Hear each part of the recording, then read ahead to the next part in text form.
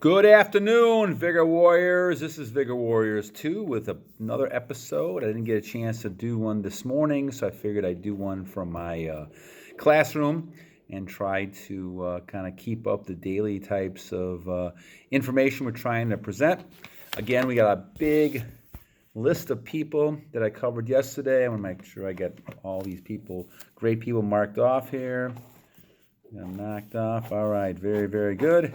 And once again, thank you for all the subscriptions, comments, likes, all those type of things are important when it comes to trying to get information out, and I appreciate those a lot.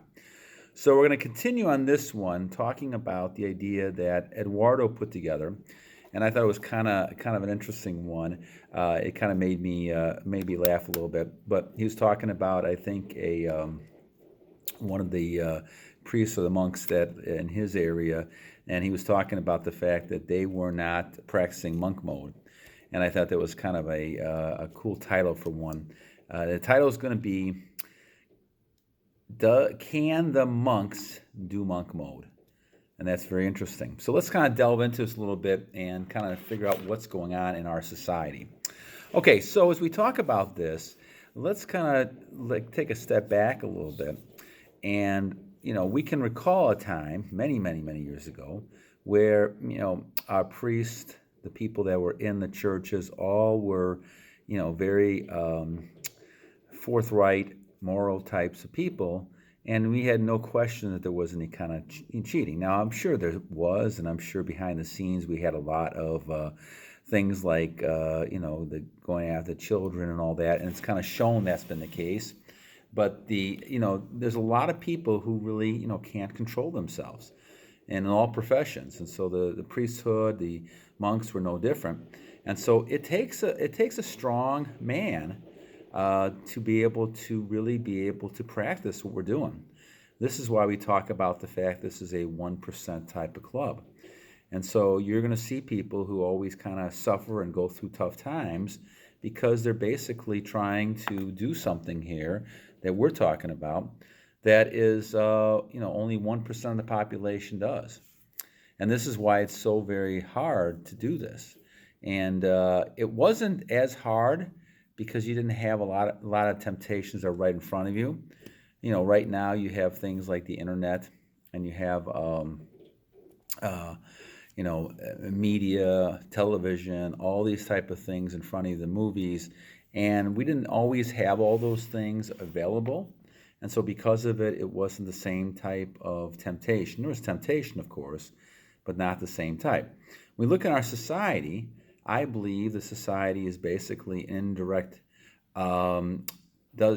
way to kind of focus on trying to look at overall types of semen retention, overall types of self-control, those type of things, and focusing on trying to look at how can you actually control yourself. And the media is trying to basically go against that. I believe that the media is trying to demasculate all males indirectly. I don't know if it's always a purposeful thing, and they may not exactly know, but there is some ideas back there given by someone who wants to make men weaker. And I believe this is the case through the media, through all the other things that we're talking about, advertising, all these things where you're taking all the energy and power away. I think that the evil one's behind it all, but he's using people to actually kind of go out and take his plan and do his plan. And I think that that's really what we talk about, having the self-control to recognize that this is the evil one, and a few seconds of pleasure is not going to kind of, do the long-term purpose you're trying to achieve, and that's getting closer to God, and in my case, Lord Jesus Christ. And I think the thing is, you have to kind of look at what is the whole key to this. The people who are monks, the people who are, men of priesthood and those type of things should be someone who can really control themselves. And you would hope that's the case, but as we've seen in many, many situations, that's not the case. And I think it's very difficult to kind of have that connection with the Lord if you're not really willing to go ahead and kind of keep all your energy within yourself and do those things. So This is really a problem in religion right now, in the Catholic Church and a lot of other types of religions, where you get people who are not really those kind of strong males that you need to have. And I think that is a huge problem within our society right now. You need to have strong males who are willing to say no, self-control themselves, and be able to get away from this illusion. I believe that a lot of these things we talk about, whether it's addictions to drugs, alcohol, gambling, eating, those type of things, kind of go back to the idea that a person cannot control their behaviors. And the number one you should be able to control to start that process of recovering is the retention. If you're able to have semen retention, if you're able to come back and take on that monster and defeat that monster in battle, then you're able to defeat a lot of other monsters in battle. The addiction of drugs, the addiction of alcohol, the addiction of gambling, of cocaine and marijuana, all these other addictions of sex. If you're able to control the idea of sex, then you're able to control lots of other things too.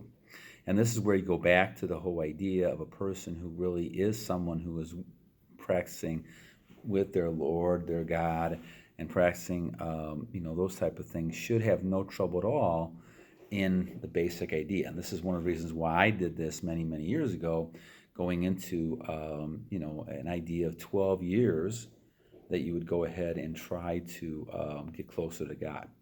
And so a couple years ago when I started this streak that I think is close to 100, 800, almost 900 days pretty soon, is going to really be focusing on trying to get closer to the Lord.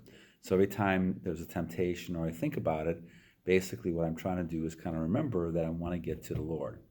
And so that's kind of how I try to approach this. And this is why the monks, or any kind of priests who are trying to get closer to God should not be able to have any problems with this.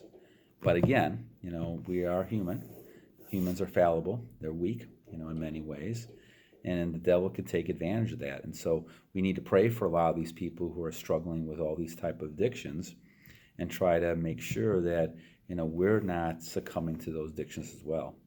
And that's why I say, as you look at this situation, you want to make sure that you're pretty strong when it comes to the idea of, I am not going to kind of break my commitment to the Lord and release my energy.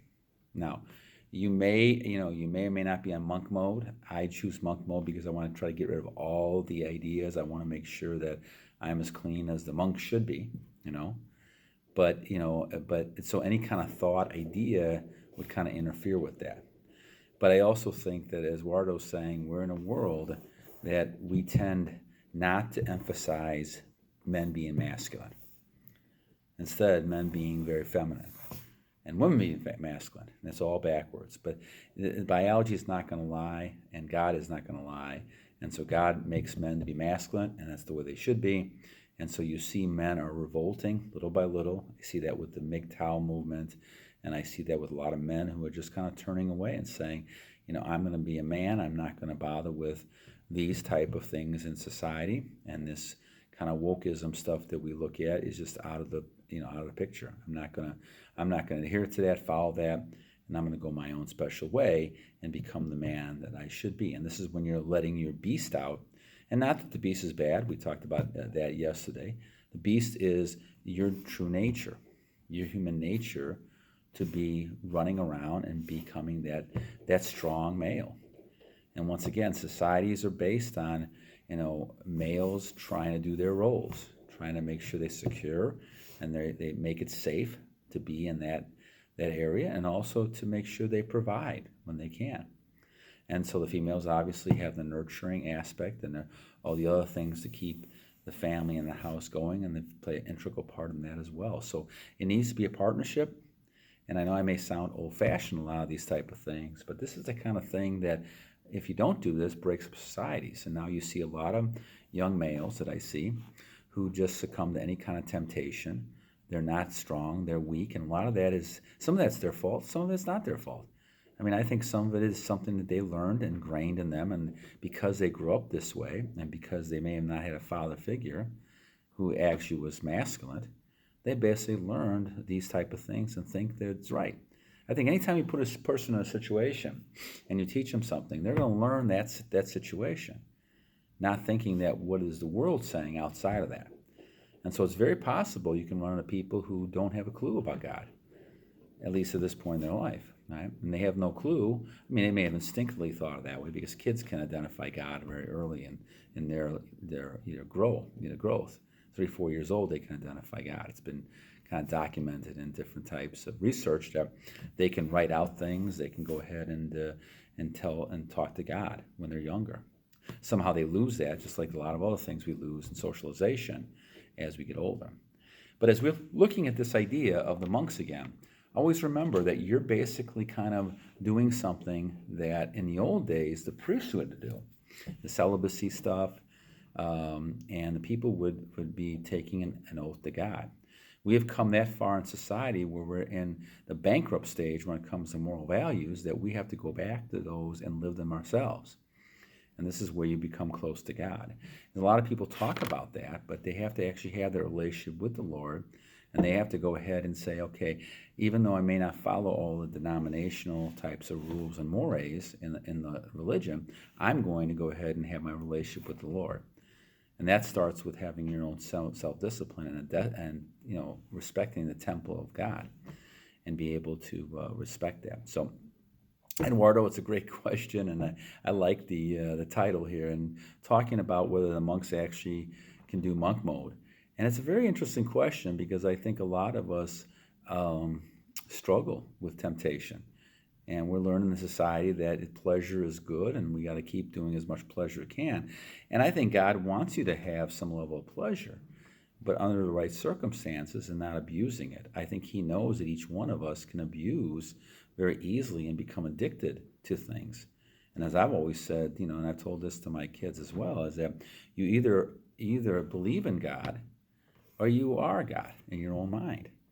And so many people in this world you run into who don't believe in God or don't want to believe in God or are angry at God, they're going to basically go ahead and believe they're God. And so there's no responsibility and accountability. And I think that's the whole key. When all of a sudden you have no accountability, well, then you can do everything. But that also then leads to self-destruction. And that's the kind of thing that we don't want to have. And so basically, this is why we're all at the point right now within our religion and our belief system to be accountable. We have to follow things like the 10 Commandments, the laws in your religion, because those are the laws that have been made that basically would help societies grow and make them, in a better situation. So that's why we say that it's important to follow those type of accountability rules that you have. Be accountable. You make a mistake, you own it, and you basically move on. But that's not the new kind of age attitudes, right? It's always the victim. We're always playing the victim.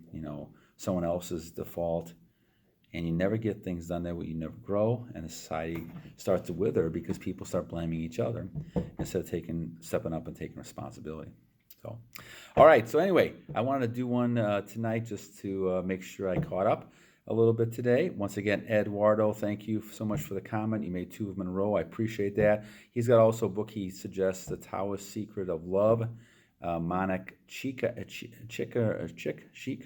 Manic Chic, I think it is. So please kind of look for that one, and we'll start doing other ones tomorrow. I think I had my next one was listed was A Burrito, who is the OG Air Max's former name, and is semen retention a cheat code for men? So we're going to do that one tomorrow. All right, my friends, until next time, God bless you guys, and remember always to battle on.